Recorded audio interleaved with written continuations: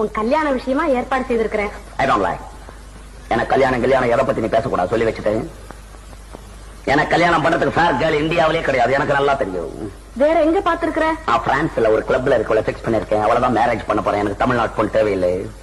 ஏண்டா தம்பி இப்படி எல்லாம் பேசலாமா?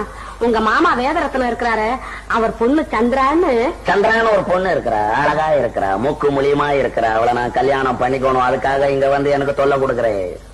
கல்யாணமா கல்யாணம் எதுக்கு பண்றதுன்னே இந்தியாவில இன்னும் சரியா தெரியாது. எனக்கும் வயசாயி போச்சு இல்ல? உனக்கு வயசாயிடுச்சுன்றதுக்காக நான் கல்யாணம் பண்ணிக்கணும் இல்ல? என் மூச்சு இருக்கிறப்ப எப்படி ஒவ்வொருத்தர் மூச்சுக்கும் கல்யாணம் பண்ணிக்கிட்டு என் மூச்சு என்ன ஆவறது? மோகன், நீ கல்யாணம் செய்துக்கத்தான் வேணும். சரி செஞ்சுக்க போ. செஞ்சுக்க போ. பெரிய தொல்லை.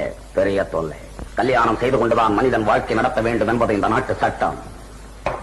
முட்டாள்தனமான சட்டம்.